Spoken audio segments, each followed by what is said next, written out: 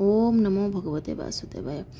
मु आज आपको सूर्यदेवंकर 12टी ना कहबी जोड़ा कि आमे माने प्रतिदिन सकाळ उठिकी सूर्य को जो पानी अर्पण करुचे जल अर्पण जोड़ा कहती से समय आमे 12टा ना को स्मरण करी सूर्यदेव को जल अर्पण करवा ताहले तार बहुत भल प्रभाव आपण ऊपर पड़ो आ सब रोग आमर दूर हो वर्तमान चलतु से 12टा ना मुझे कहबी ता पूर्व सूर्यदेवंकर यही श्लोकटी को आम पाठ करदेबा।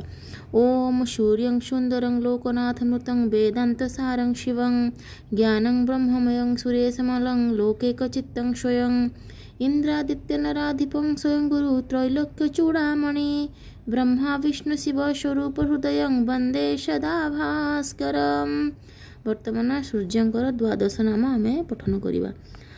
ओम मित्राय नमः, ओम रवये नमः, ओम भानवे नमः, ओम हिरण्यगर्भाय नमः, ओम मरीचये नमः, ओम अर्काय नमः, ओम खगाय नमः, ओम सूर्याय नमः, ओम पुष्णे नमः, ओम आदित्याय नमः, ओम भास्कराय नमः, ओम सवित्रे नमः।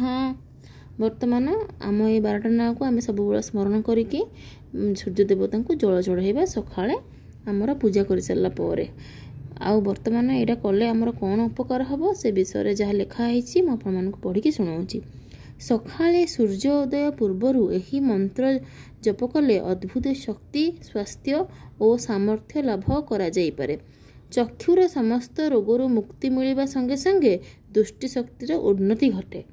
तो तेणु आमे सकाळु सबुदिन सूर्यदेवंकर यही 12टा ना को जप करी आमे सूर्यदेवता को पानी की अर्पण करवा बा जल अर्पण जोड़ा कहती आम से करवा। वर्तमान एतिके आजिर वीडियो पुणी देखा गोटे नुआ वीडियो रे। ओम नमो भगवते वासुदेवाय।